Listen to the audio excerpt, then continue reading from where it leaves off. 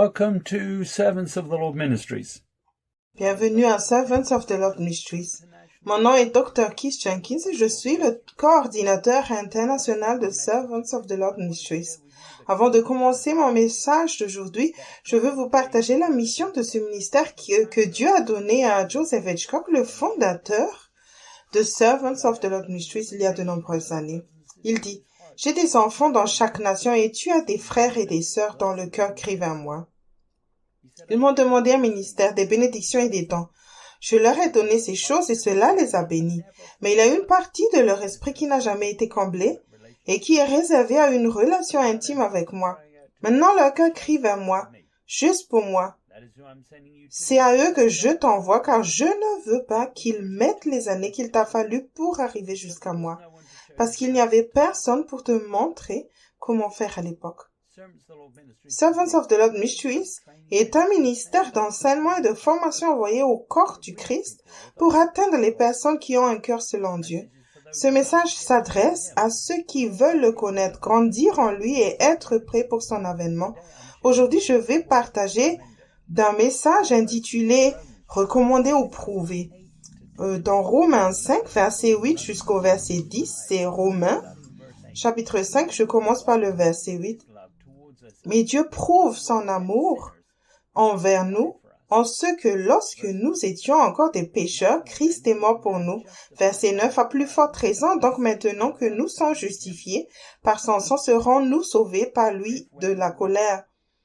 Verset 10, car si lorsque nous étions ennemis, nous avons été réconciliés avec Dieu par la mort de son Fils, à plus forte raison, étant réconciliés, serons-nous sauvés par sa vie.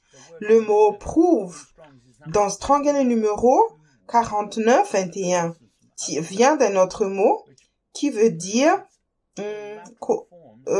y compris ses formes collatérales, mettre ensemble, c'est-à-dire présenter favorablement ou exposer, intransitivement, se tenir prêt ou, au sens figuré, constituer, approuver, recommander, consister, faire, se tenir avec. Dieu a élaboré un plan de salut complet pour l'humanité, prisonnière du diable en écoutant sa chair. Il a envoyé son Fils unique sous la forme d'une chair pécheresse afin que chacun puisse se repentir profondément et non seulement confesser son péché. Il s'agissait d'une décision souveraine de Dieu lorsque le Christ est mort pour ses ennemis qui servaient le diable par la convoitise. L'amour de Dieu est la raison pour laquelle le Christ est mort. Jésus est venu et est mort conformément aux Écritures en suivant les instructions de Dieu et n'avait aucune raison de mourir autrement. Il est mort à ta place. Le mot justifié signifie que tu n'as jamais péché. Jésus a dit à Paul dans Actes, chapitre 26, verset 16 jusqu'au verset 18. C'est le livre des Actes, chapitre 26, je lis le verset 16. Mais lève-toi et tiens-toi sur tes pieds, car je te suis apparu pour t'établir ministre et témoin des choses que tu as vues et de celles pour lesquelles je t'apparaîtrai. Verset 17. Je t'ai choisi du milieu de ce peuple et du milieu des païens vers qui je t'envoie. Verset 18. Afin que tu leur ouvres les yeux pour qu'ils passent des ténèbres à la lumière et de la puissance de Satan à Dieu, pour qu'ils reçoivent par la foi en moi le pardon des péchés et l'héritage avec les sanctifiés. Ordonné par Dieu d'aider les païens, Paul devait compter sur le Saint-Esprit pour atteindre et ouvrir les yeux de ceux qui étaient aveuglés par l'amour de l'argent et les soucis du monde, avec des messages ouins et convaincants. Il devait offrir le pardon au nom de Jésus à ceux qui confessaient leurs péchés et ne cherchaient pas d'excuses dans les situations difficiles. David a écrit dans les Psaumes, chapitre 130, verset 1 au verset 4. Ce sont les Psaumes, chapitre 130, verset 1. Cantique des degrés. Du fond de l'abîme, je t'invoque, ô Éternel. Verset 2. Seigneur, écoute ma voix, que tes oreilles soient attentives à la voix de mes supplications. Verset 3. Si tu gardais le souvenir des iniquités, Éternel Seigneur, qui pourrait subsister? Verset 4. mais le pardon se trouve auprès de toi, afin qu'on te craigne. David s'est rendu compte que c'était lui le problème et non Dieu. L'homme continue de tomber en utilisant sa pensée pour prendre des décisions et devient prisonnier de sa propre seigneurie. Même si tu fais quelque chose de bien ou sympathique par la chair sans demander à Dieu, l'iniquité est toujours présente. Paul a écrit dans Hébreux 6, verset 1. C'est Hébreux, chapitre 6, je lis le verset 1. C'est pourquoi laissant les éléments de la parole de Christ tendant à ce qui est parfait, sans poser de nouveau le fondement du renoncement aux œuvres mortes et de la foi envers Dieu. Il y a deux sortes de repentance. Numéro 1, la repentance des mauvaises œuvres et numéro 2, la repentance des œuvres mortes. La repentance des œuvres mortes inclut la repentance des mauvaises œuvres. Si tu t'es repenti que tes mauvaises œuvres, tes fondations sont superficielles et tu es toujours en danger de jugement. Rien ne t'empêche de continuer à être parfait maintenant que tu es né de nouveau, si ce n'est ta propre refus obstiné de te repentir profondément. Le christianisme n'est pas simplement une autre religion, mais une relation avec un Dieu vivant. Tu dois te repentir des œuvres mortes et non seulement des mauvaises œuvres. Une œuvre morte est tout ce que le Saint-Esprit ne t'a pas dit de faire personnellement par l'Esprit ou que tu n'as pas fait parce que tu l'aimes. Jésus a dit dans Matthieu, chapitre 7, versets 22 et 23. C'est l'évangile de Matthieu, chapitre 7, je lis le verset 22. Plusieurs me diront ce jour-là, « Seigneur, Seigneur, n'avons-nous pas prophétisé par ton nom? N'avons-nous pas chassé des démons par ton nom et n'avons-nous pas fait beaucoup de miracles par ton nom? » Verset 23. Alors je leur dirai ouvertement, « Je ne vous ai jamais connu, retirez-vous de moi, vous qui commettez l'iniquité. » Dans les derniers jours, ceux qui exercent un ministère en servant deux maîtres tromperont les autres et se tromperont eux-mêmes. Ils seront occupés à accomplir des œuvres de ministère par grâce, mais résisteront au Saint-Esprit dans leur vie personnelle. Dieu nous a donné le Saint-Esprit. Il n'y a donc aucune excuse pour s'éloigner de la vérité. Les dons de l'Esprit ne sont pas le signe de la maturité, mais le fruit de l'Esprit étant sur le chemin étroit l'est. Si tu fais encore des œuvres religieuses mortes, lorsqu'il viendra chercher son épouse, tu seras laissé derrière. Nous lisons dans Jean chapitre 8, verset 31 jusqu'au verset 34. C'est l'évangile de Jean chapitre 8, je lis le verset 31. Et il dit aux Juifs qui avaient cru en lui, « Si vous demeurez dans ma parole, vous êtes vraiment mes disciples. » Verset 32, « Vous connaîtrez la vérité et la vérité vous affranchira. » Verset 33, ils lui répondirent, nous sommes la postérité d'Abraham et nous ne fûmes jamais esclaves de personne. Comment dis-tu, vous deviendrez libres? Verset 34. En vérité, je vous le dis, leur répliqua Jésus. Quiconque se livre au péché est esclave du péché. Dans le livre Réveillez-vous, le temps touche à sa fin, volume 2, Grandir spirituellement, au chapitre 1, Qui es-tu? Pages 15 et 16, Joseph Hitchcock écrit, « Quand tu es sage et que tu obéis à ce que Dieu dit, des fruits divins commencent à se manifester. Des changements se produisent d'abord dans ton attitude envers le Seigneur. Ta façon de penser change. Cela fait partie du processus qui permet au Saint-Esprit de faire son œuvre en toi. Il change ce que tu crois, ce que tu penses et ta façon d'agir pour qu'il soit encore en accord avec la parole de Dieu.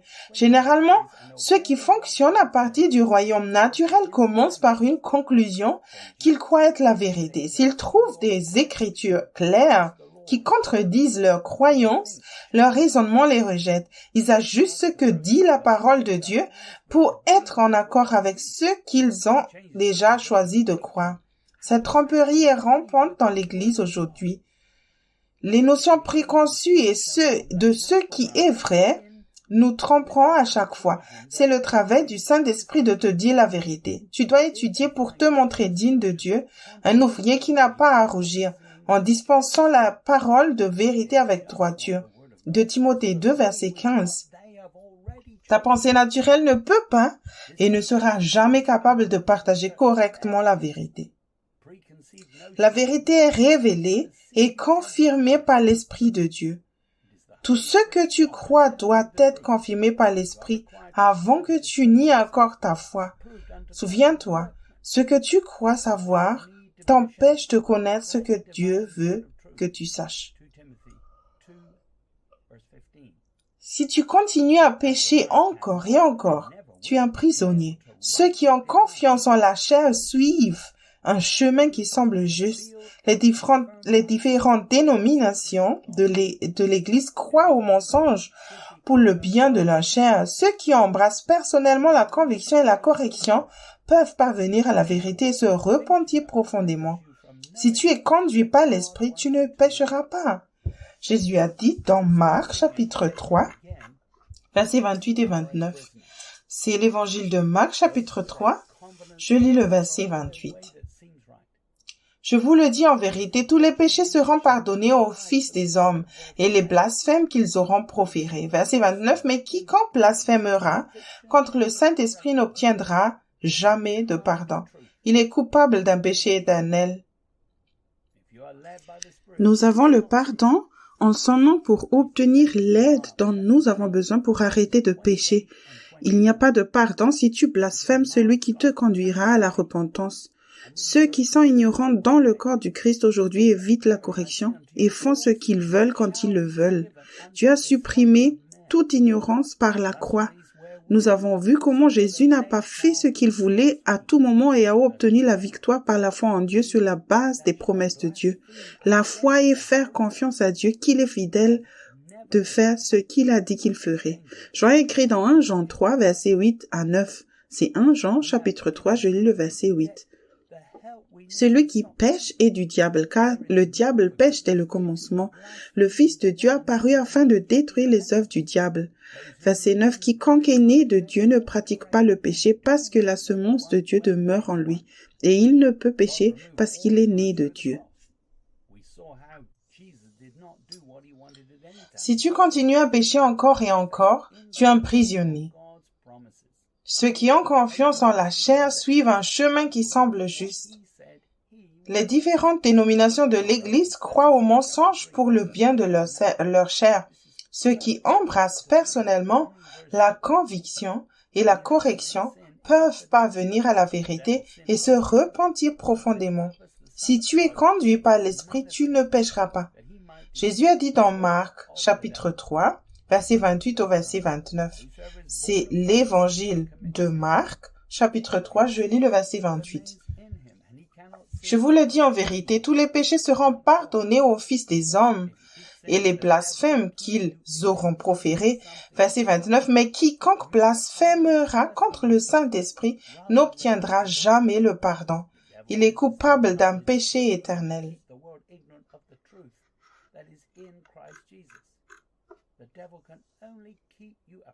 Nous avons le pardon en son nom pour obtenir l'aide dont nous avons besoin pour arrêter de pécher.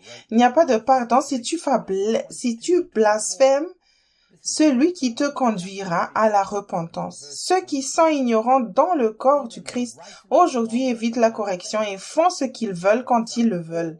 Dieu a supprimé toute ignorance par la croix. Nous avons vu comment Jésus n'a pas fait ce qu'il voulait à tout moment et a obtenu la victoire par la foi en Dieu sur la base des promesses de Dieu. La foi, c'est faire confiance à Dieu qu'il est fidèle à faire ce qu'il a dit qu'il ferait. Jean a écrit dans 1 Jean 3, versets 8 et 9. C'est 1 Jean 3, je lis le verset 8. Celui qui pêche est du diable, car le diable pêche dès le commencement. Le Fils de Dieu apparut afin de détruire les œuvres du diable. Verset 9. Quiconque est né de Dieu ne pratique pas le péché parce que la semence de Dieu demeure en lui et il ne peut pécher parce qu'il est né de Dieu. Si tu continues à pécher, le diable te gardera dans l'ignorance en cherchant quelque chose de temporel pour répondre à tes besoins personnels plutôt que de compter sur Dieu. Le diable utilise la connaissance du bien et du mal pour garder le monde dans l'ignorance en ce qui concerne la vérité qui est dans le Christ Jésus, le diable ne peut te garder prisonnier que si tu écoutes la chair maintenant que tu es né de nouveau. Paul a écrit dans Romains 3, verset 22 au verset 24. C'est Romains, chapitre 3, je lis le verset 22.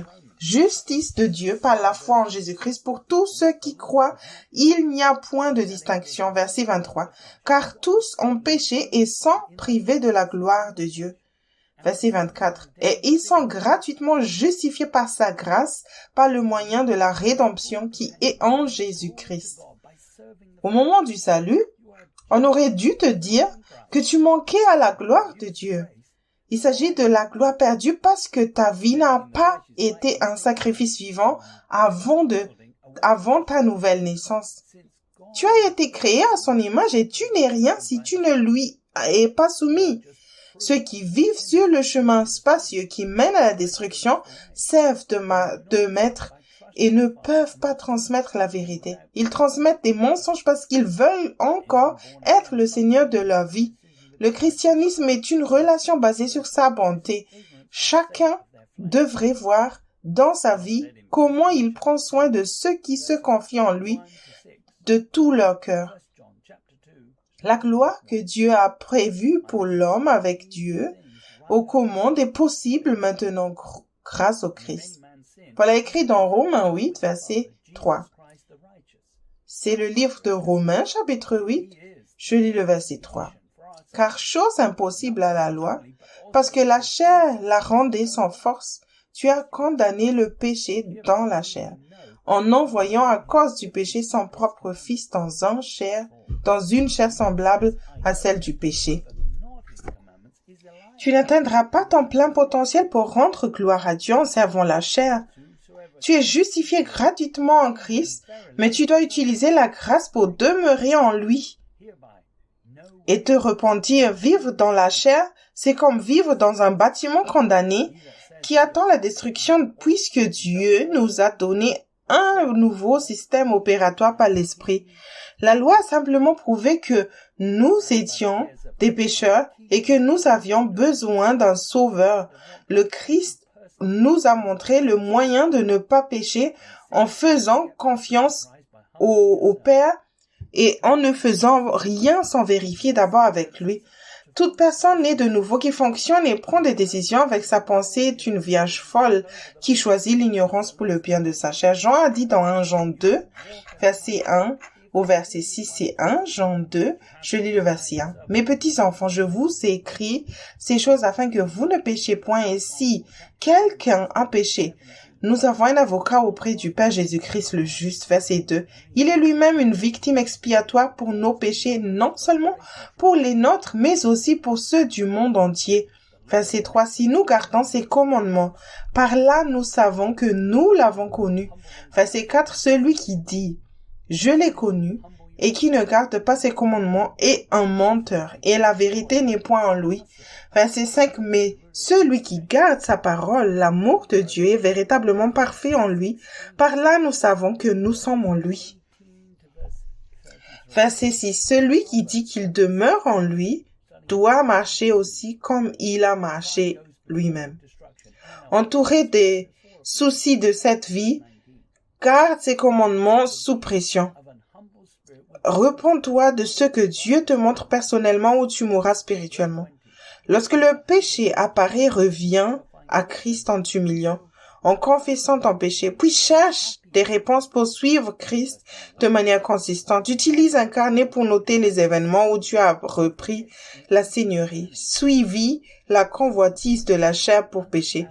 Tu peux marcher comme Christ a marché si tu le veux vraiment, mais tu dois te renier toi-même et prendre ta croix chaque jour. Nous lisons dans Jean 1, verset 17, c'est l'évangile de Jean, chapitre 1.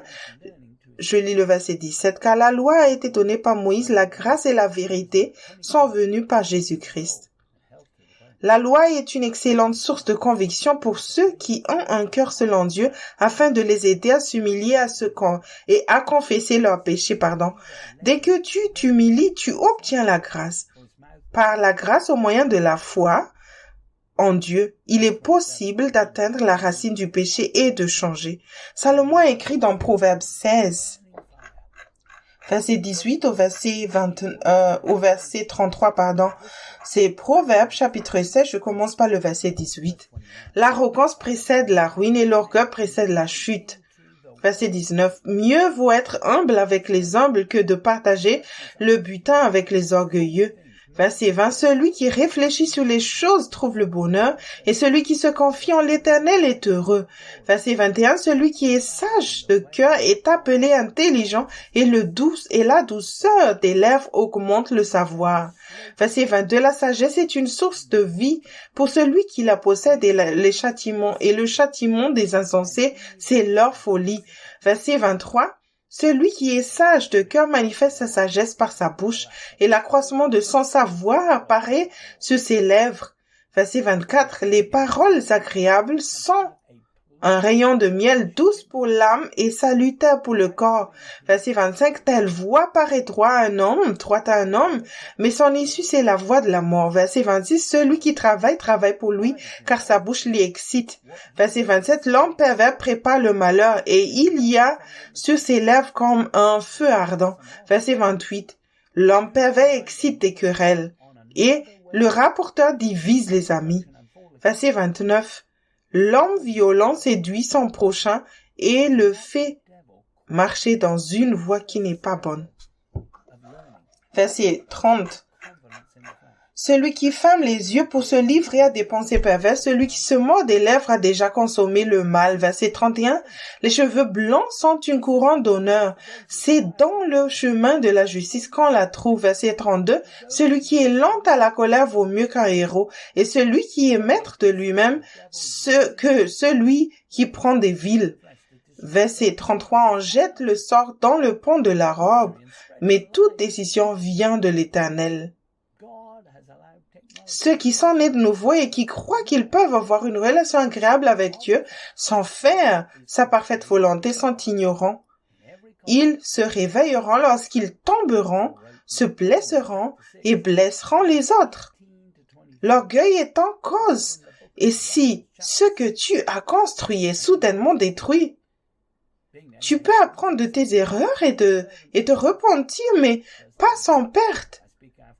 Utilisez ton entendement, et tu finiras par emprunter un autre chemin qui mène à la destruction, et tu tomberas à nouveau. Dieu n'est pas le problème, ce n'est pas le diable qui est à l'origine de ce cercle vicieux d'apprentissage, mais ta confiance en la chair.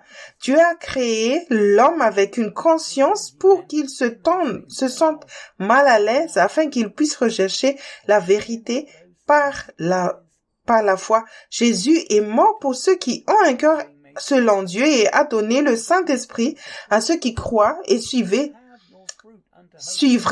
Salomon a pu voir le diable utiliser des personnes qui avaient confiance en la chair pour détruire leur propre vie et celle des autres en apportant la misère et en répandant des mensonges par la pensée. Dieu a permis à la technologie de se développer dans les derniers jours, mais beaucoup ignorent encore que l'homme est complètement corrompu dans toutes les cultures et toutes les nations. Paul a écrit dans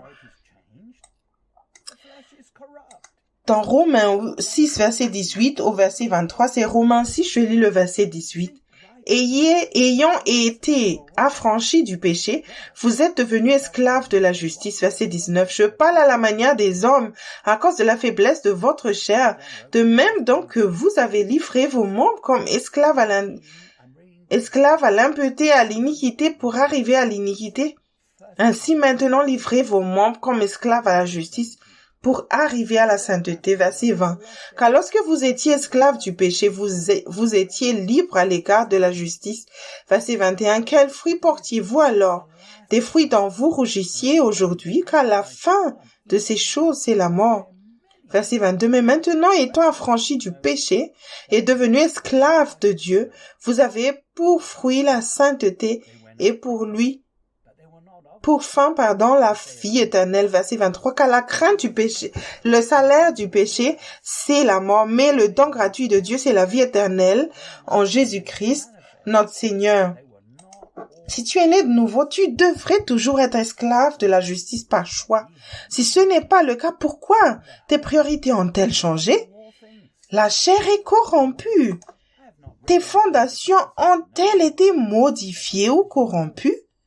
Recherche la justice par la foi une fois pour toutes, ou le diable t'aidera à faire le mauvais choix plus tard en faisant appel à ta chair. Jean a écrit dans 1 Jean 2, verset 17 au verset 29. C'est 1 Jean chapitre 2, je commence par le verset 17. Et le monde passe et sa convoitise aussi, mais celui qui fait la volonté de Dieu demeure éternellement. Verset 18. Petits enfants, c'est la dernière heure.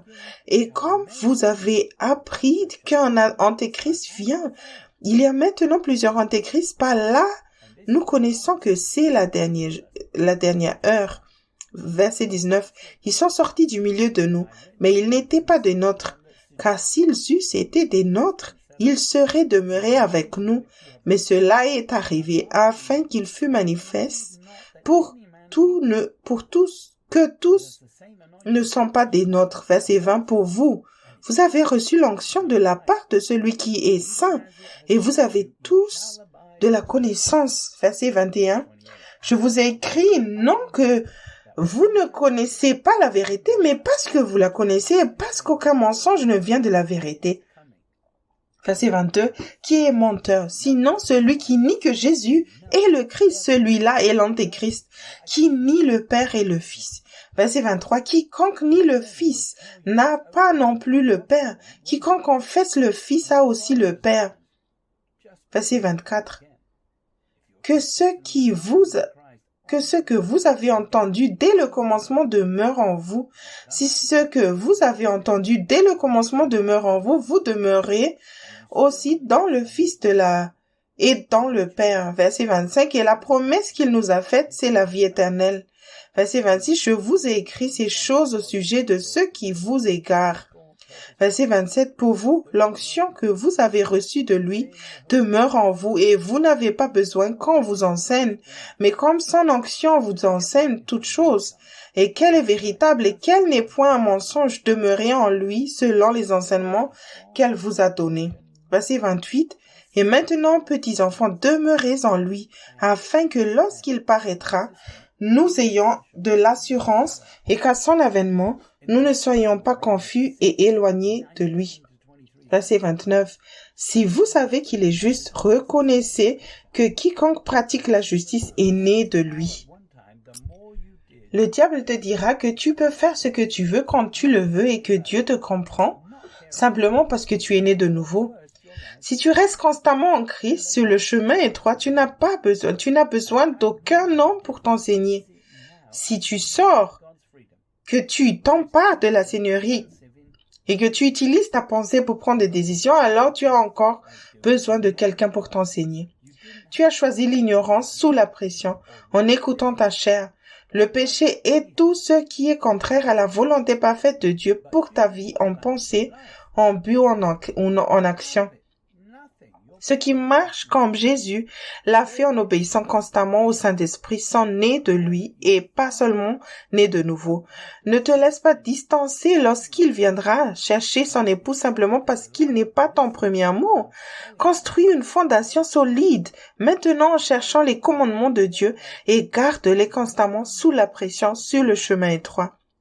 Dans le Message Bible, Romains 6, verset 19 à 23 dit « J'utilise ce langage de la liberté parce qu'il est facile à imaginer. Vous pouvez facilement vous rappeler, n'est-ce pas, qu'à une certaine époque, plus vous faisiez ce que vous aviez envie de faire sans vous soucier des autres, sans vous soucier de Dieu, plus votre vie devenait mauvaise et moins vous aviez de liberté. Et combien c'est différent maintenant que vous vivez dans la liberté de Dieu, que vos vies sont guéries et qu'elles s'épanouissent dans la sainteté. Tant que vous faisiez ce que vous aviez envie de faire en ignorant Dieu, vous n'aviez pas à vous préoccuper de bien penser, de bien vivre ou de bien faire, quoi que ce soit d'ailleurs. Mais appelez-vous cela une vie libre? Qu'en avez-vous retiré? Rien dont vous puissiez être fier aujourd'hui, où cela vous a-t-il mené? Dans une impasse? Mais maintenant que vous avez découvert que vous n'avez pas besoin d'écouter le péché vous dire quoi faire et que vous avez découvert le plaisir d'écouter Dieu, vous dire quoi faire, quelle surprise, une vie entière guérie, reconstituée dès maintenant avec de plus en plus de vie en route, travaillez dur pour le péché, toute votre vie et votre pension sera la mort. Mais le cadeau de Dieu, c'est la vraie vie, la vie éternelle. Le diable utilise encore des moyens qui semblent juste pour garder ses prisonniers à l'aise par la chair. Cela inclut une fausse paix en faisant de bonnes œuvres pour être sauvés pour ceux qui ont une mauvaise conscience. La chair est moralement faible et malade ou corrompue. Tu n'as que deux choix. Numéro 1, faire ce que tu veux quand tu le veux. C'est la chair. Numéro 2, faire ce que Dieu veut quand il le veut. Ça, c'est obéir au Saint-Esprit. Paul a dû rappeler à l'Église que si elle continue à prendre les décisions avec son propre raisonnement, elle servira à nouveau le péché et mourra. Ceux qui recherchent la justice dans des situations compliquées trouveront la vie. Paul a écrit dans Romains 5, versets 13 et 14. C'est Romains chapitre 5, je lis le verset 13. Car jusqu'à la loi, le péché était dans le monde. Or, le péché n'est pas imputé quand il n'y a point de loi. Verset 14. Cependant, la mort a régné depuis Adam jusqu'à Moïse. Même sur ceux qui n'avaient pas péché par une transgression semblable à celle d'Adam, lequel est la figure de celui qui devait venir. Avant la loi, beaucoup ont péri sans jamais s'attaquer à la racine du péché. Aujourd'hui, les chrétiens charnels préfèrent l'ignorance en endurcissant leur cœur à la vérité et à la conviction. La conviction est une bénédiction pour quiconque suit une voie qui semble juste. Dès le début, la grâce est disponible pour ceux qui s'humiliaient et écoutaient leur conscience donnée par Dieu pour se sauver de la misère et des conséquences du péché par la repentance. Paul a écrit dans Hébreux 11, verset 1 au verset 5. C'est Hébreux chapitre 11, je commence par le verset 1. Or, la foi est une ferme assurance des choses qu'on espère, une démonstration de celles qu'on ne voit pas. Verset 2. Pour l'avoir possédée, les anciens ont obtenu un témoignage favorable. Verset 3. Car par la foi que nous reconnaissons que le monde a été formé par la parole de Dieu, en sorte que ce qu'on voit n'a pas été fait des choses visibles. Verset 4. C'est par la foi qu'Abel offrit à Dieu un sacrifice plus excellent que celui de Caïn. C'est par elle qu'il fut déclaré juste, Dieu approuvant ses offrandes, et c'est par elle qu'il parle encore, quoique mort. Verset 5. C'est par la foi qu'Enoch fut enlevé pour qu'il ne vit point la mort et qu'il ne parut plus parce que Dieu l'avait enlevé, car avant son enlèvement, il avait reçu le témoignage qu'il était agréable à Dieu. Tu recevras un bon rapport si tu es prêt à écouter, à obéir à la voix du Seigneur de manière constante. Sois comme Enoch et cherche chaque jour à obtenir un bon rapport de Dieu. Dieu récompense ceux qui croient par la foi qu'il existe un cadre de vie juste fondé sur la parole de Dieu qui inclut la grâce pour la repentance, même lorsque d'autres cherchent des excuses pour le péché. La foi en Dieu sans rechercher quelque chose d'invisible n'est pas de la foi. Abel croyait en un excellent sacrifice, mais cela lui a coûté la vie. Son sacrifice n'était pas seulement symbolique comme celui de Caïn. Enoch a vu que Dieu n'a pas tué Caïn instantanément et qu'il lui tendait la main, même si le péché était accroupi à la porte de son cœur. Enoch s'est réveillé et n'a pas cherché d'excuses pour sa chair. Il croyait que Dieu ouvrirait un chemin là où il semblait n'y en avoir aucun pour tous ceux qui recherchaient la justice. Il a utilisé la grâce et la miséricorde de Dieu avec sagesse pour devenir un sacrifice vivant pour Dieu. Enoch a appris de ses erreurs personnelles jusqu'au jour où il a été enlevé par le Seigneur. Si tu ne trouves personne d'autre qui marche avec Dieu, concentre-toi sur l'exemple du Christ. Jacques a écrit dans Jacques 4, verset 12 au verset 17. C'est Jacques chapitre 4, je lis le verset 12. Un seul est législateur et juge. C'est celui qui peut sauver et perdre. Mais toi, qui es-tu qui juge le prochain? Verset 13, à vous maintenant qui dites, aujourd'hui ou demain nous irons dans telle ville, nous y passerons une année, nous trafiquerons et nous gagnerons. Verset 14, vous qui ne savez pas ce qui arrivera demain, car qu'est-ce que votre vie? Vous êtes une vapeur qui paraît pour un peu de temps et qui ensuite disparaît. Verset 15, vous devriez dire au contraire, si Dieu le veut, nous vivrons et nous ferons ceci ou cela. Verset 16, mais maintenant, vous vous glorifiez dans vos pensées orgueilleuses, c'est chose mauvaise que de se glorifier de la sorte. Verset 17, celui donc qui sait faire ce qui est bien et qui ne le fait pas commet un péché.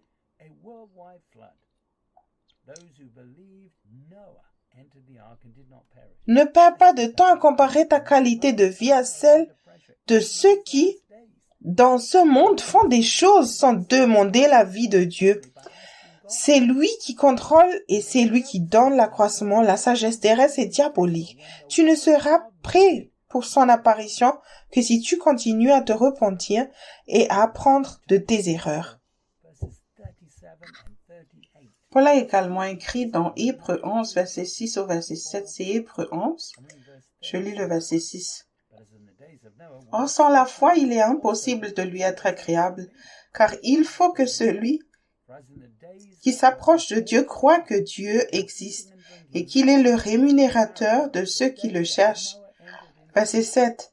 C'est par la foi que Noé, divinement averti des choses qu'on ne voyait pas encore, et saisi d'une crainte respectueuse, construisit une arche pour sauver sa famille. C'est par elle qu'il condamna le monde et devint héritier de la justice qui s'obtint par la foi.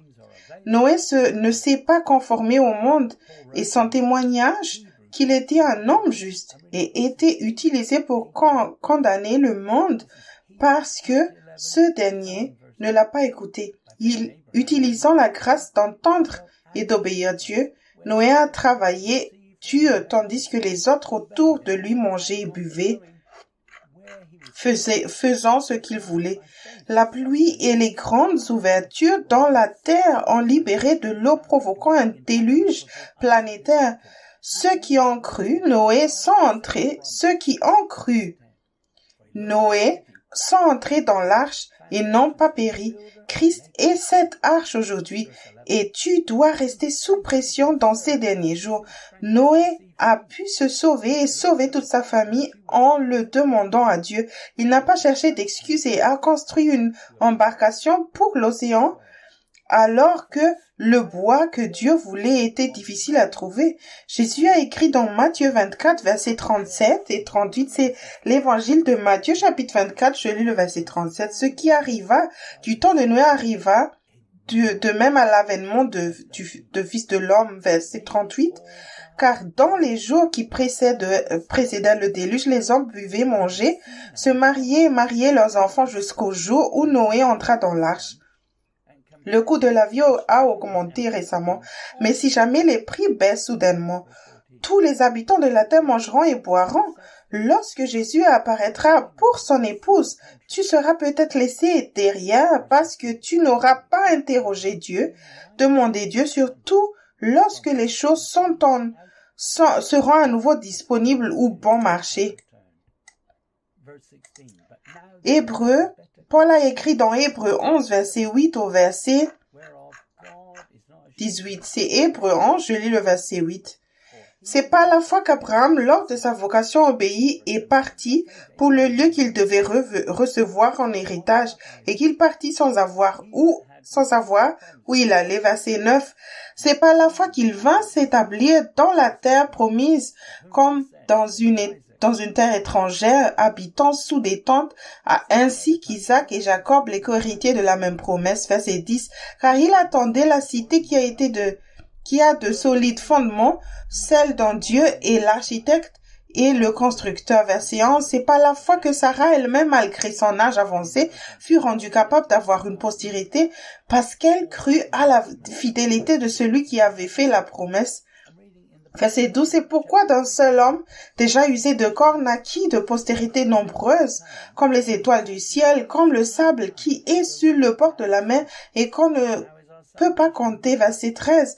C'est dans la foi qu'ils sont tous morts sans avoir obtenu les choses promises, mais ils les ont vus et salués de loin, reconnaissant qu'ils étaient étrangers et voyageurs sur la terre. Verset 14. Ceux qui parlent ainsi montrent qu'ils cherchent une partie. S'ils avaient eu en vue celle d'où ils étaient sortis, ils auraient eu le temps de retourner. Verset 16. Mais maintenant ils en désirent une meilleure, c'est-à-dire une céleste. C'est pourquoi Dieu n'a pas honte d'être appelé leur Dieu, car il leur a préparé une cité. Verset 17, c'est par la foi qu'Abraham offrit Isaac lorsqu'il fut mis à l'épreuve et qu'il offrit son fils unique, lui qui avait reçu les promesses. Verset 18, et à qui il avait dit, en Isaac sera nommé pour toi une postérité.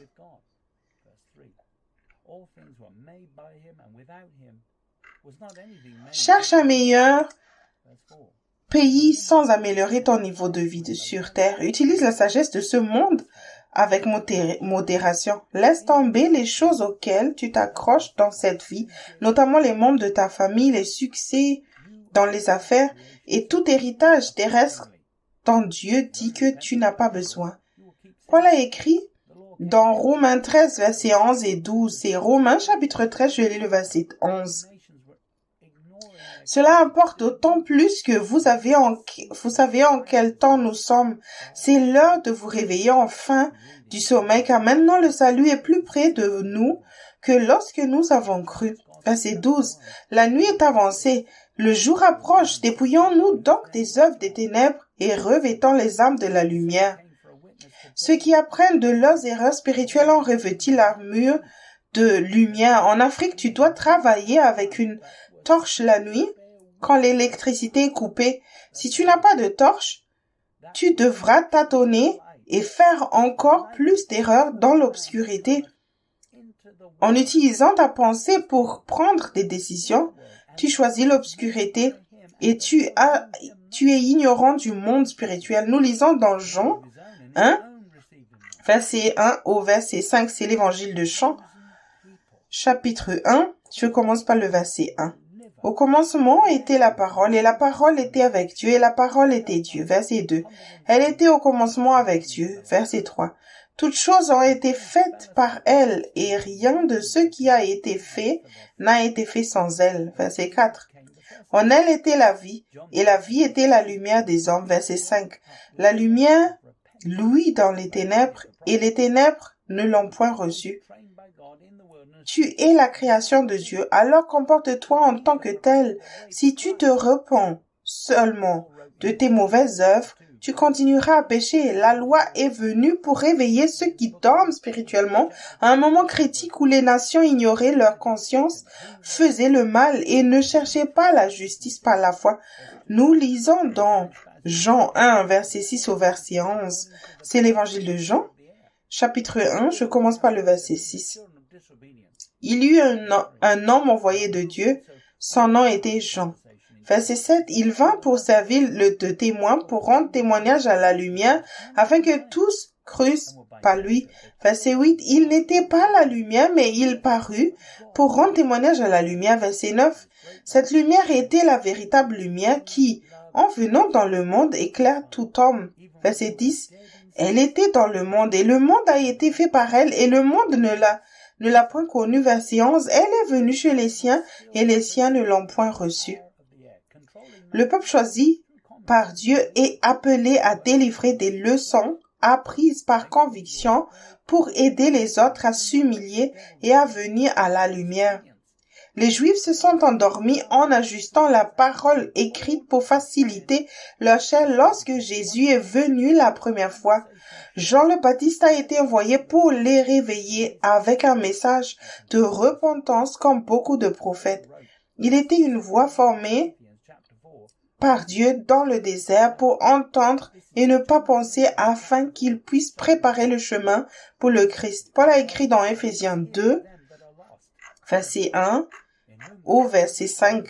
C'est Éphésiens chapitre 2, je commence par le verset 1. Vous étiez morts par vos offenses et par vos péchés, verset 2, dans lesquels vous marchiez autrefois selon la chair, selon le train de ce monde, selon le prince de la puissance de l'air, de l'esprit qui agit maintenant dans les fils de la rébellion. Verset 3, nous tous aussi, nous étions de leur nombre, et nous vivions autrefois selon les convoitises de notre chair, accomplissant les volontés de la chair et de nos pensées, et nous étions par nature des enfants de colère comme les autres. Verset 4, mais Dieu qui est riche en miséricorde à cause du grand nombre dont il nous a aimés, grand amour dont il nous a aimés, Verset 5, nous qui étions morts par nos offenses, nous a rendus à la vie avec Christ. C'est par grâce que vous êtes sauvés. Le diable est toujours le prince de la puissance de l'air, contrôlant l'humanité par le bon sens et la raison, ainsi que par la convoitise de la chair. Assure-toi d'obéir instantanément au Christ et ne laisse pas le diable te donner une excuse pour désobéir. Si tu es toujours un enfant de la désobéissance après être né de nouveau, c'est uniquement parce que tu veux l'être. Ta conversation montre si tu écoutes toujours les voix qui semblent justes et conformes à ce monde. Paul a écrit dans 2 Corinthiens 4, verset 3 ou verset 7. C'est 2 Corinthiens chapitre 4, je commence par le verset 3. Si notre évangile est encore voilé, il est voilé pour ceux qui périssent, verset 4. Pour les incrédules dont le Dieu de ce siècle a aveuglé l'intelligence afin qu'ils ne vissent pas briller la splendeur à l'évangile de la gloire de Christ, qui est l'image de Dieu. Verset 5. Nous ne nous prêchons pas nous-mêmes, c'est Jésus-Christ le Seigneur que nous prêchons, et nous disons vos serviteurs à cause de Jésus. Verset 6. Car Dieu qui a dit, la lumière brillera du sein des ténèbres, a fait briller la lumière dans nos cœurs pour faire resplendir la connaissance de la gloire de Dieu sur la face de Christ. Verset 7. Nous portons ce trésor dans des vases de terre afin que cette grande puissance soit attribuée à Dieu et non pas à nous. Tu devrais avoir beaucoup de trésors à l'intérieur en demandant tout à Dieu sur le chemin étroit.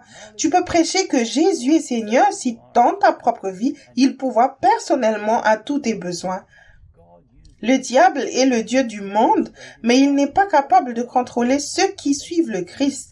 Paul a écrit dans Romains 5, versets 6 et 7. C'est Romains 5, je lis le verset 6. Car lorsque nous étions encore sans force, Christ, autant marqué, est mort pour des impies. Verset 7. À peine mourrait-on pour un juste. Quelqu'un peut-être mourrait-il pour un homme de bien. Il n'y avait aucun moyen de libérer les captifs sous l'ancienne alliance. Lorsque le Christ est mort, la loi avait perdu son pouvoir à cause des traditions créées par les lois faites par les leaders religieux. Paul a écrit dans Romains 11, versets 29 et 30, jusqu'au 33, Romains 11, je commence par le verset 29. Car Dieu ne se répand pas de ses dons et de son appel. Verset 30, de même que vous avez autrefois désobéi à Dieu et que par leur désobéissance, vous avez maintenant obtenu miséricorde. Verset 31, de même, ils ont maintenant désobéi afin que par la miséricorde qui vous a été faite, ils obtiennent aussi miséricorde. Verset 32, car Dieu a renfermé tous les hommes dans la désobéissance pour faire miséricorde à tous. Verset 33, ô profondeur de la richesse, de la sagesse et de la science de Dieu, que ses jugements sont insondables et ses voies incompréhensibles. Dieu s'est servi de l'incrédulité des Juifs pour démontrer son amour pour le monde entier lorsqu'ils ont tué le Messie au nom de leur propre tradition.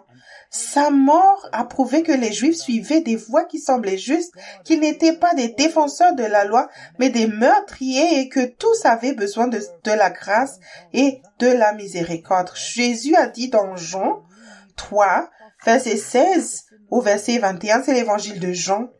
Chapitre 3, je lis le verset 16. Car Dieu a tant aimé le monde qu'il a donné son Fils unique afin que quiconque croit en lui ne périsse point, mais qu'il ait la vie éternelle. Verset 17. Dieu en effet n'a pas envoyé son Fils dans le monde pour qu'il juge le monde, mais pour que le monde soit sauvé par lui. Verset 18.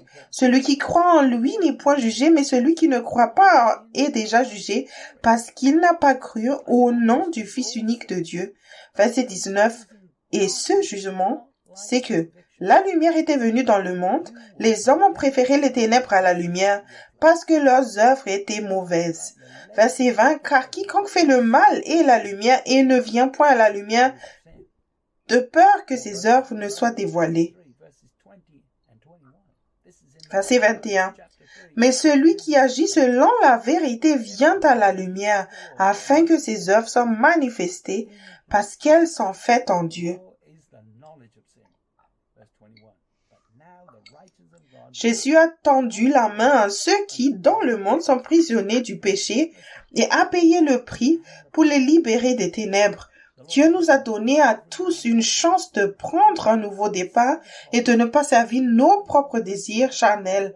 Il est mort pour ceux qui croient qu'il est possible de vivre une vie sans péché en obéissant à l'Esprit. Ceux qui croient en son nom sont aussi avec le Christ, loin du diable, et ils ont accès à Dieu personnellement par la grâce au moyen de la foi. Jésus est le roi des rois, mais nous n'avons pas besoin de passer par un prêtre ou de prendre rendez-vous avant de lui parler. Tout le monde doit maintenant venir à la lumière ou périr. C'est comme une amnistie pour tous les pécheurs. Ceux qui choisissent les ténèbres n'aiment pas la conviction. Tu te condamneras toi-même en écoutant ta chair. Ne sois pas comme le serviteur paresseux et prêchant, mais réponds à la conviction et attaque-toi à la racine du péché. Paul a écrit dans Romains 3, verset 20 au verset 21.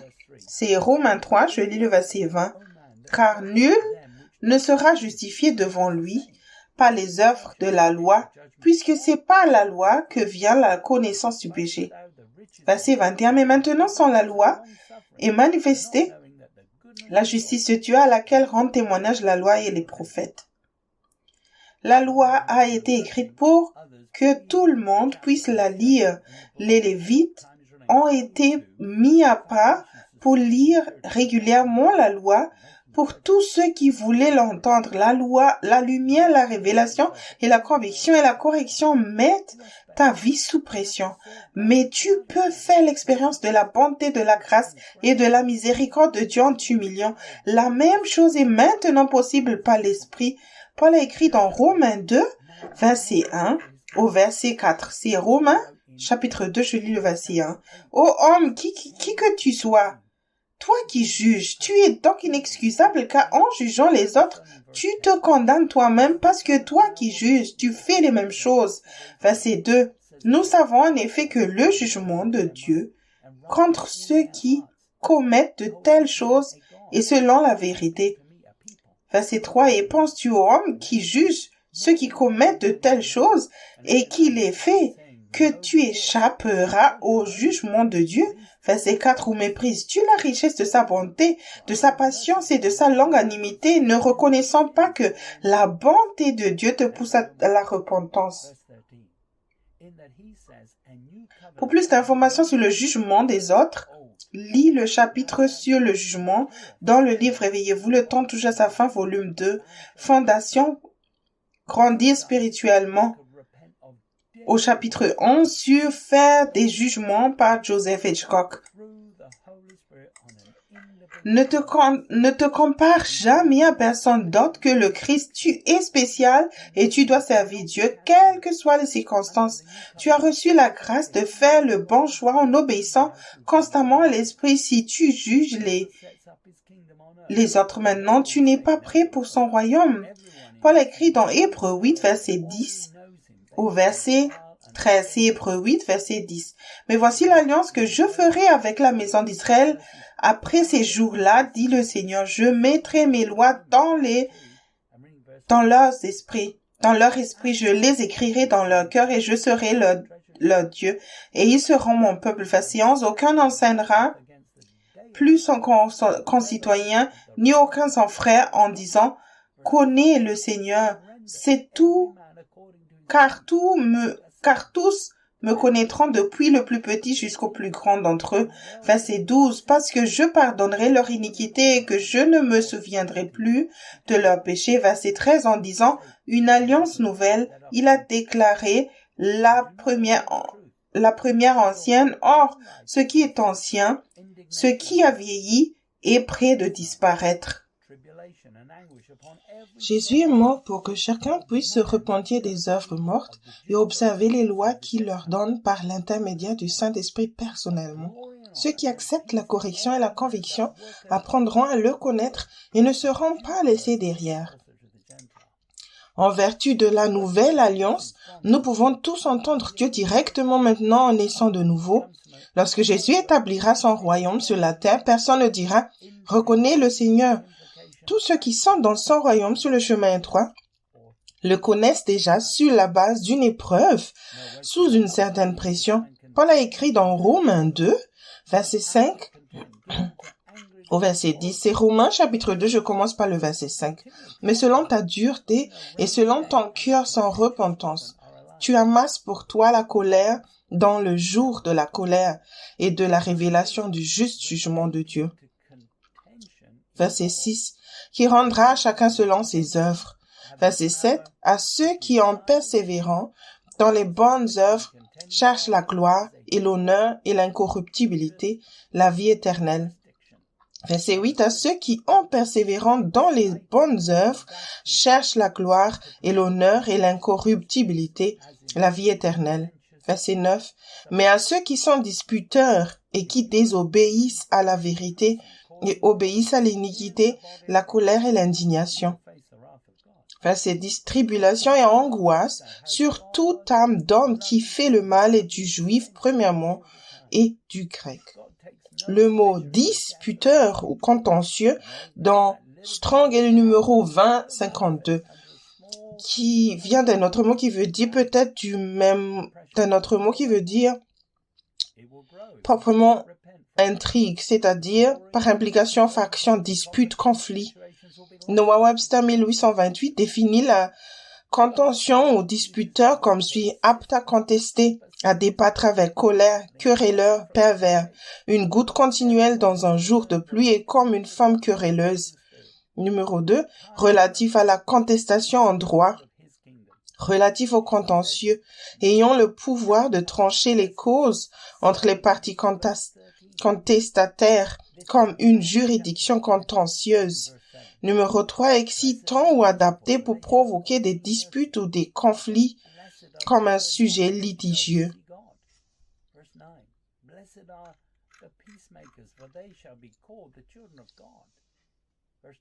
Si tu es une personne contentieuse qui cause des problèmes dans le corps du Christ, tu devras faire face à la colère de Dieu. La chair ne peut pas comprendre comment l'amour bienveillant de Dieu peut se prolonger pendant un certain temps. Dieu ne prend pas plaisir à la mort des méchants. N'ignore pas ce petit bout de mauvais fruit qui se manifeste encore sous une pression faible, mais intense dans ta propre vie. Il grandira si tu ne te repens pas des œuvres mortes. La gloire de servir Dieu dans des situations compliquées sera perdue si tu deviens contentieux. Ceux que Dieu utilise sont persévérants, gardent une liste de péchés et apprennent patiemment de leurs erreurs. Tout le monde doit apprendre ce qui plaît à Dieu en obéissant à l'Esprit. Le temps presse si tu veux faire partie de son royaume. Jésus a dit dans Matthieu 5, verset 7 au verset 13. C'est l'évangile de Matthieu, chapitre 5, et je lis le verset 7. Heureux les miséricordieux, car ils obtiendront miséricorde. Verset 8. Heureux ceux qui ont le cœur pur, car ils verront Dieu. Verset 9. Heureux ceux qui procurent la paix, car ils seront appelés fils de Dieu. Verset 10. Heureux ceux qui sont persécutés pour la justice, car le royaume des cieux est à eux.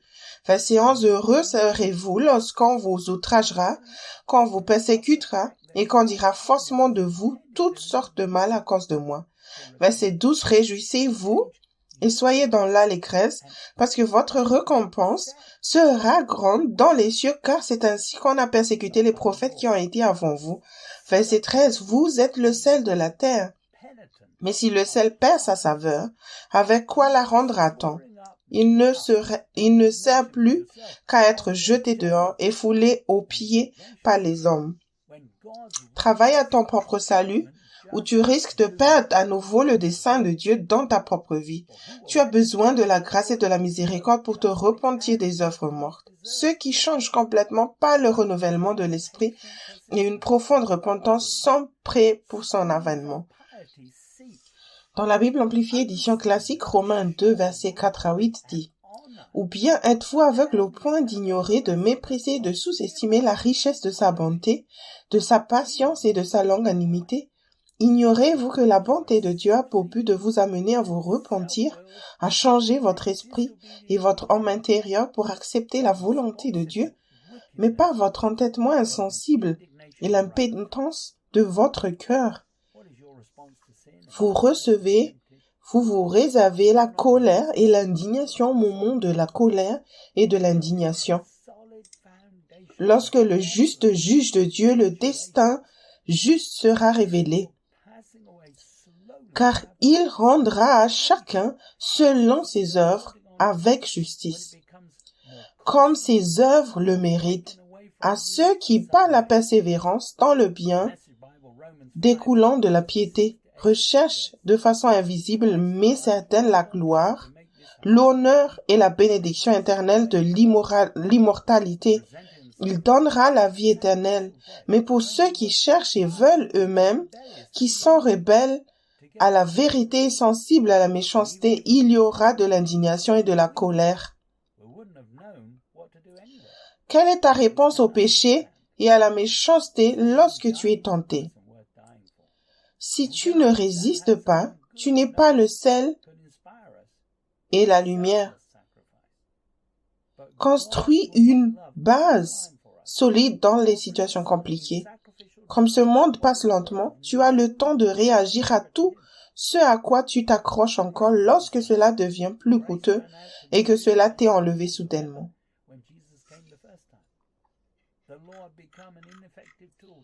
Dans le Message Bible, Romains 5, verset 6 jusqu'à 8 dit « Le Christ arrive juste à temps pour que cela se produise. Il n'a pas attendu et n'attend pas que nous nous préparions. Il s'est présenté pour cette mort sacrificielle alors que nous étions bien trop faibles et rebelles pour faire quoi que ce soit pour nous préparer. Et même si nous n'avions pas été si faibles, nous n'aurions pas su quoi faire de toute façon. Nous pouvons comprendre que quelqu'un meurt pour une personne qui mérite de mourir. Et nous pouvons comprendre que quelqu'un de bon et de noble puisse nous inspirer un sacrifice désintéressé. Mais Dieu a mis son amour en jeu pour nous en offrant son Fils dans une mort sacrificielle alors que nous n'étions d'aucune utilité pour lui. Le Christ était à l'heure. Les Juifs n'avaient plus le droit d'entrer dans le royaume des cieux lorsque Jésus est venu la première fois. La loi était devenue un outil inefficace pour aider quiconque à grandir et à apprendre spirituellement entre de mauvaises mains. L'Église fait la même chose aujourd'hui avec de fausses doctrines et des messages qui manquent de vérité et de conviction, ce qui rend les congrégations à l'aise. Pierre a dit dans Actes, chapitre 2, verset 36 au verset 40. C'est Actes, chapitre 2, je lis le verset 36. Que toute la maison d'Israël sache donc avec certitude que Dieu a fait Seigneur et Christ ce Jésus que vous avez crucifié.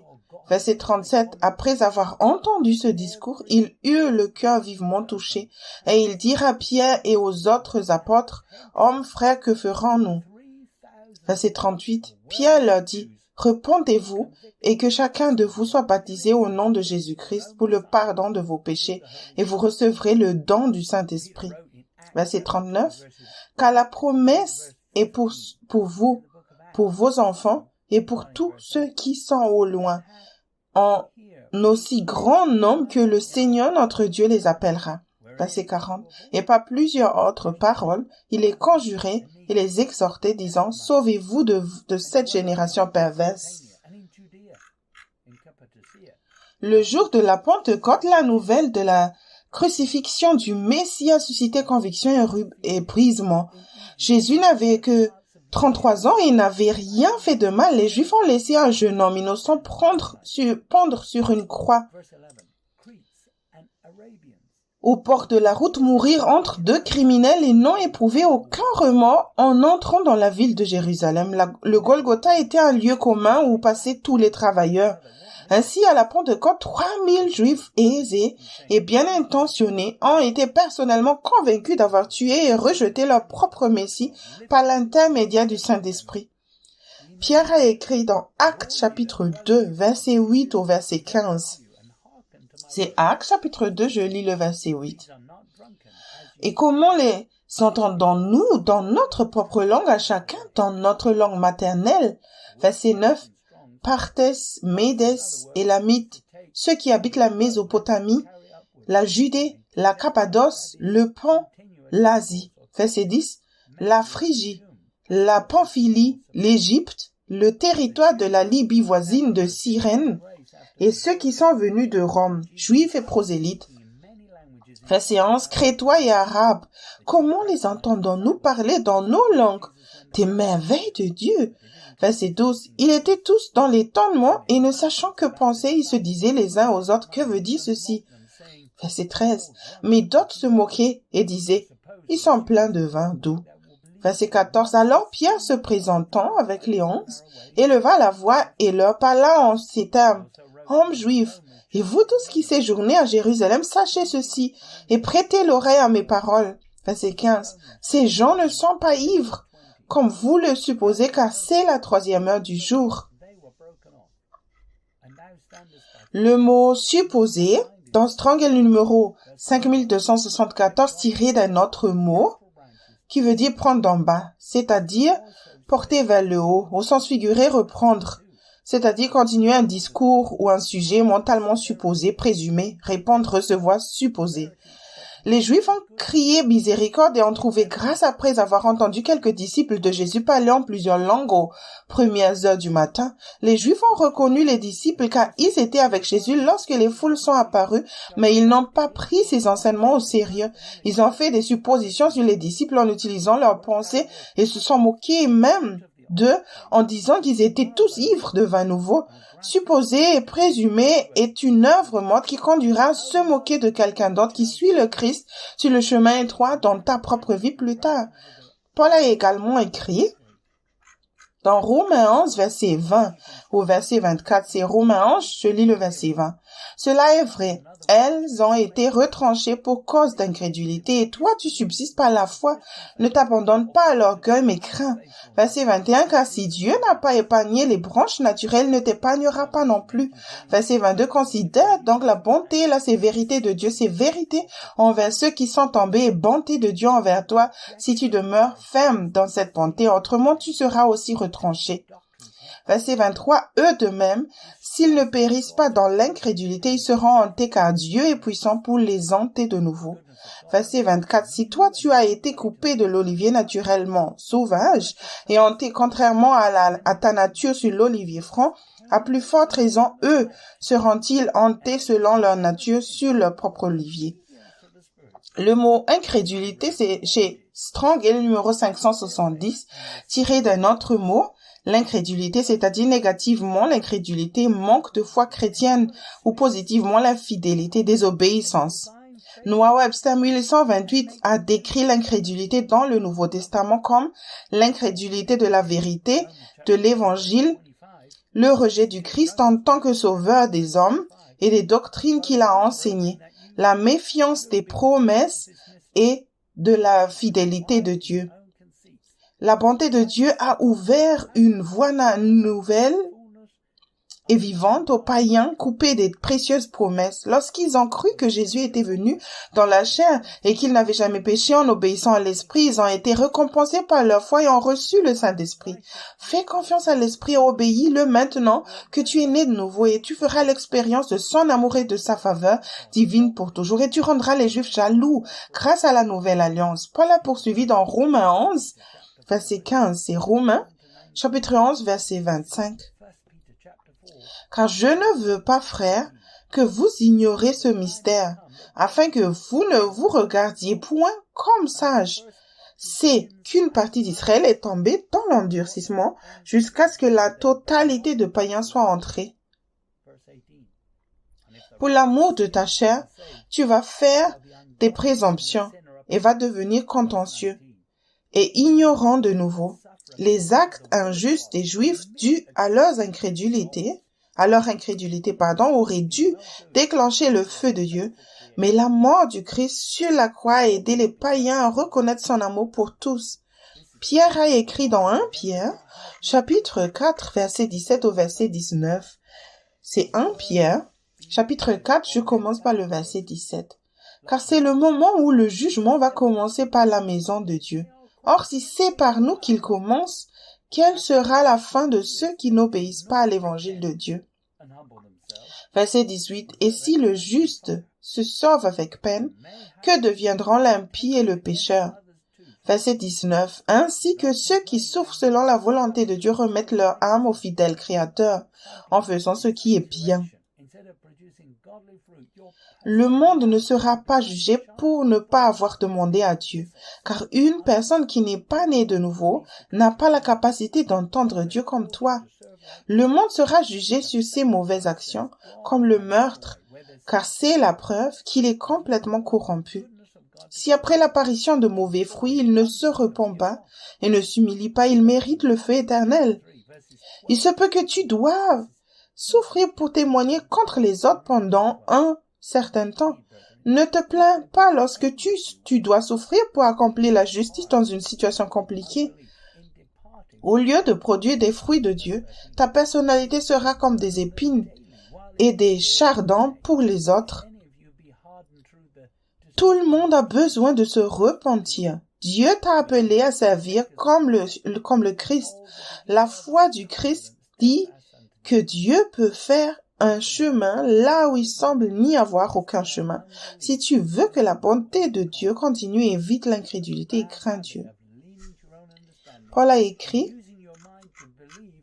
dans Hébreux 3, verset 12 au verset 14, c'est Hébreux, chapitre 3, je lis le verset 12. Prenez garde, frères, que quelqu'un de vous n'ait un cœur mauvais et incrédule, au point de se détourner du Dieu vivant. Verset 13. Mais exhortez-vous les uns les autres chaque jour, aussi longtemps qu'on peut dire aujourd'hui, afin qu'aucun de vous ne s'endurcisse pas par la séduction du péché. Verset 14, car nous sommes devenus participants de Christ pourvu que nous retenions fermement jusqu'à la fin l'assurance que nous avions au commencement. Tu peux avoir foi en la parole écrite et rester incrédule parce que tu es charnel. La mauvaise habitude de t'appuyer sur ta propre compréhension et d'utiliser ta pensée pour croire doit être brisée. Ce que tu crois dans ta pensée ne te sauvera pas dans une épreuve ou une difficulté sous pression.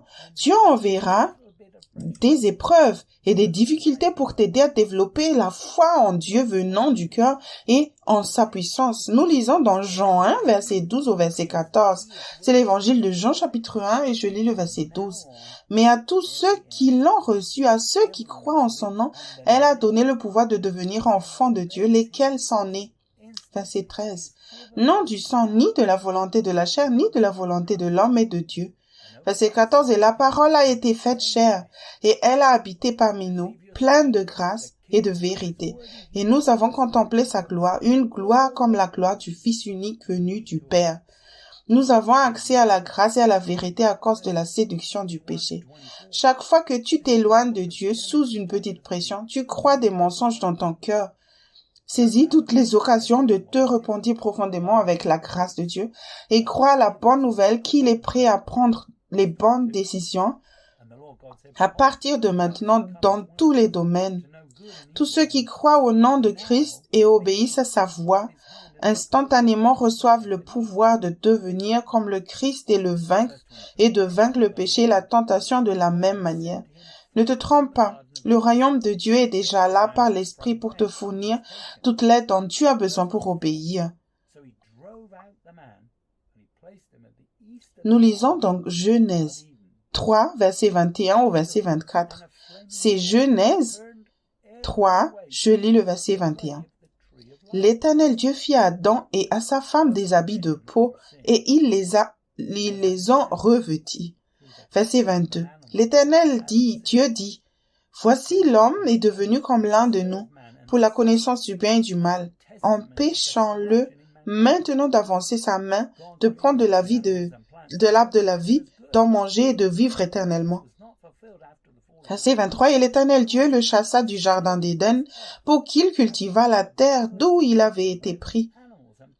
Verset 24, c'est ainsi qu'il chassa Adam, et il mit à l'orient du jardin d'Éden les chérubins qui agitent une épée flamboyante pour garder le chemin de l'arbre de vie. La disposition de Dieu à l'égard du péché a été annoncée par la mise à mort d'un animal lorsque Adam a péché. La création continue de servir l'homme et de souffrir en témoignage de la corruption de l'humanité. Dieu a créé tous les animaux et toutes les plantes pour qu'ils travaillent ensemble dans le bien, mais leur but n'a pas été atteint après la chute de l'homme. Le plan de Dieu est toujours que cette terre ait un tel équilibre de la nature où les animaux et les plantes travaillent et se servent les uns les autres sous la direction du Christ. L'homme a été créé pour être le représentant de Dieu, pas pour causer des problèmes en utilisant la connaissance du bien et du mal. L'homme a toujours eu la possibilité de se repentir et de croire en la bonté de Dieu. Paul a écrit dans Romains 5, verset 1 au verset 5. C'est Romains chapitre 5, je commence par le verset 1. Étant donc justifiés par la foi, nous avons la paix avec Dieu par notre Seigneur Jésus-Christ. Verset 2, à qui nous devons d'avoir eu par la foi accès à cette grâce dans laquelle nous demeurons fermes et nous nous glorifions dans l'espérance de la gloire de Dieu. Verset 3, bien plus, nous nous glorifions même des afflictions, sachant que l'affliction produit la persévérance. Verset 4, la persévérance, la victoire dans l'épreuve, et cette victoire, l'espérance. Verset 5, or l'espérance ne trompe point, parce que l'amour de Dieu est répandu dans nos cœurs par le Saint-Esprit qui nous a été donné. Il a choisi de t'aimer et de mourir pour toi alors que tu avais perdu le moyen de te sauver par conviction et en te dirigeant vers l'enfer. Ceux qui aident encore Dieu ne se croient pas impuissants. Revêt-toi du Christ maintenant, où tu abandonneras l'enseignement solide que tu as reçu. Justifié par ta foi en Dieu, tu obtiens l'espérance de la résurrection par l'expérience en écoutant le Saint-Esprit et en le laissant te délivrer dans les situations compliquées. Dans la Living Bible, Romains 5, verset 1 à 5 dit, « Ainsi, puisque nous avons été rétablis aux yeux de Dieu par la foi en ses promesses, nous pouvons avoir une véritable paix avec lui grâce à ce que Jésus-Christ, notre Seigneur, a fait pour nous. En effet, grâce à notre foi, il nous a amenés à cette place de privilège suprême où nous nous trouvons maintenant et nous attendons avec confiance et joie de devenir effectivement tout ce que Dieu a prévu que nous soyons. Nous pouvons également nous réjouir lorsque nous rencontrons des problèmes et des épreuves, car nous savons qu'ils sont bons pour nous. Il nous aide à apprendre à être patients. La patience développe en nous une force de caractère et nous aide à faire confiance à Dieu chaque fois que nous l'utilisons, jusqu'à ce que notre expérience et notre foi soient fortes et stables. Alors, quand cela arrive, nous sommes capables de garder la tête haute, quoi qu'il arrive, et de savoir que tout va bien, car nous savons combien Dieu nous aime. Et nous sentons cet amour chaleureux partout en nous, parce que Dieu nous a donné le Saint-Esprit pour remplir nos cœurs de son amour. Il se tiendra à tes côtés si tu tiens bon jusqu'à la fin. Tu ne dois pas sortir du Christ et résoudre les problèmes avec ta sagesse naturelle ou utiliser ta pensée lorsqu'il y a des problèmes sur le chemin étroit. Utilise ta pensée et tu deviendras désobéissant.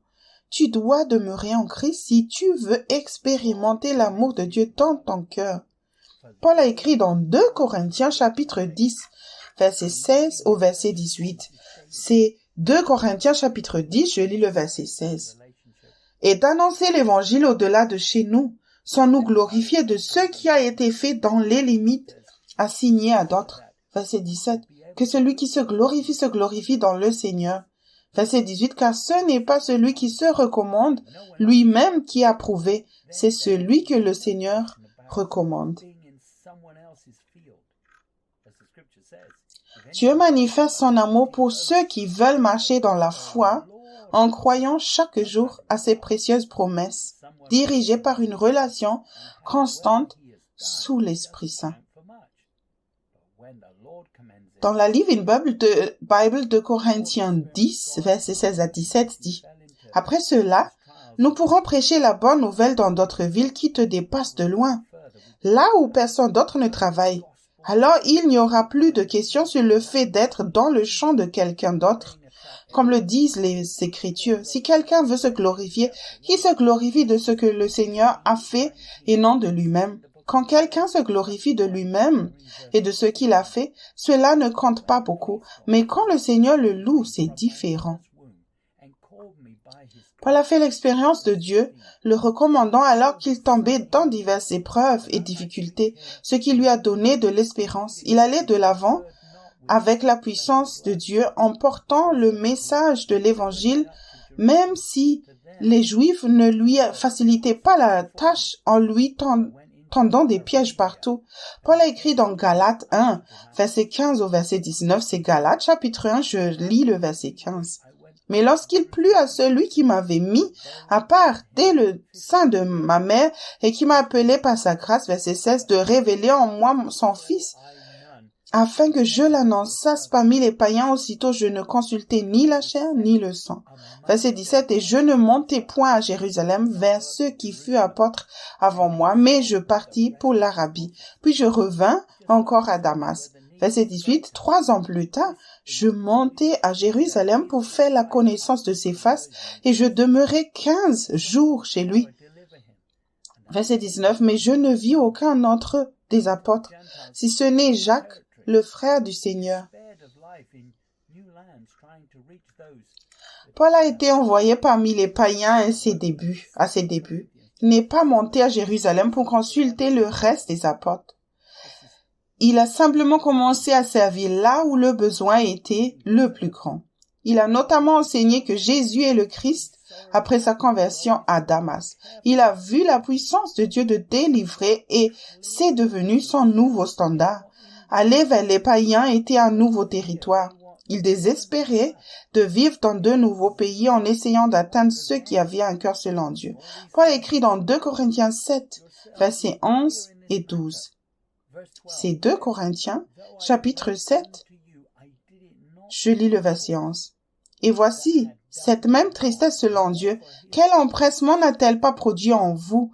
Quelle justification, quelle indignation, quelle crainte, quel désir ardent, quel zèle, quelle punition. Vous avez montré à tous égards que vous étiez purs dans cette affaire. Verset 12, si donc je vous ai écrit, ce n'était ni à cause de celui qui a fait l'injure, ni à cause de celui qui l'a reçu. C'était afin que votre empressement pour nous fût manifesté parmi vous devant Dieu. Paul renonçait à lui-même et s'efforçait d'atteindre les autres, même s'il n'aimait pas son style, et se plaignait de ses lettres aux paroles fortes. Le mot approuvé au verset 11 est également le mot que Paul a utilisé dans recommander. Recommande.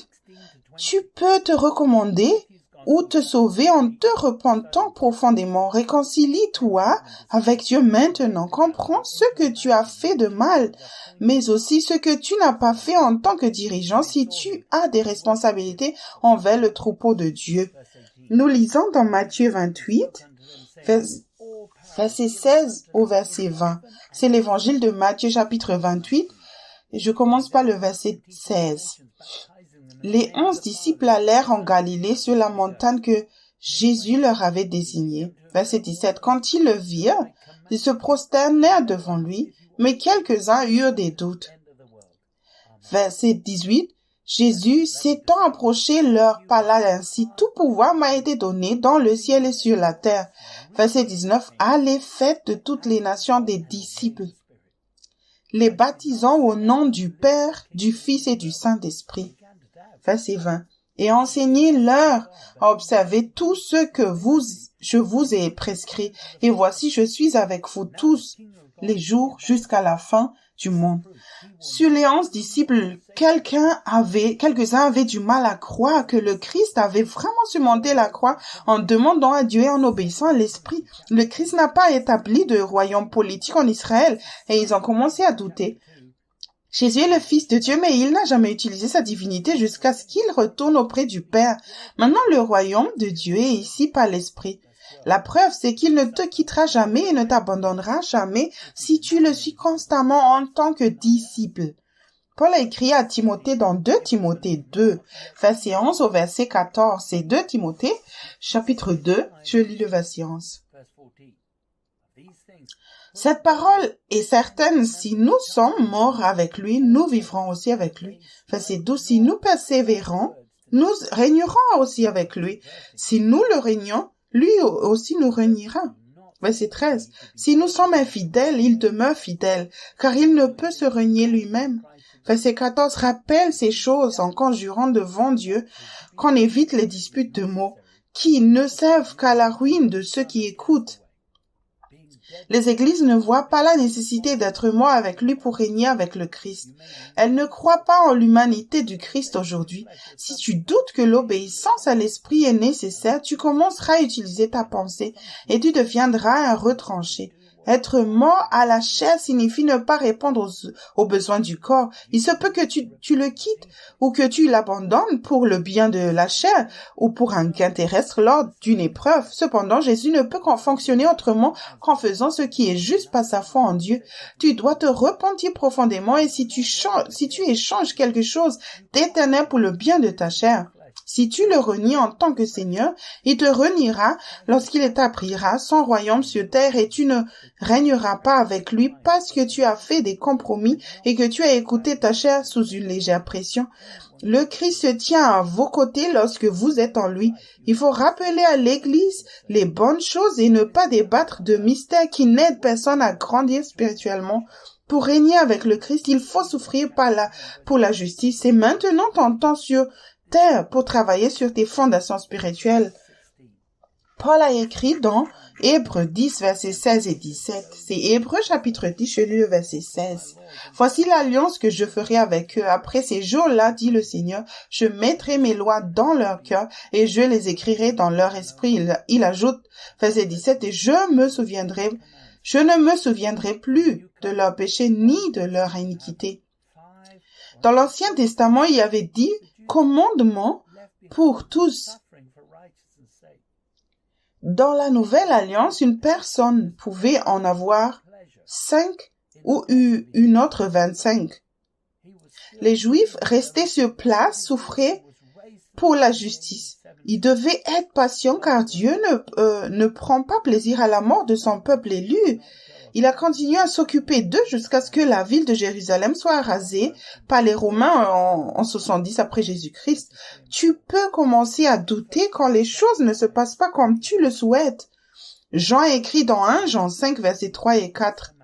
C'est 1 Jean, chapitre 5, je lis le verset 3.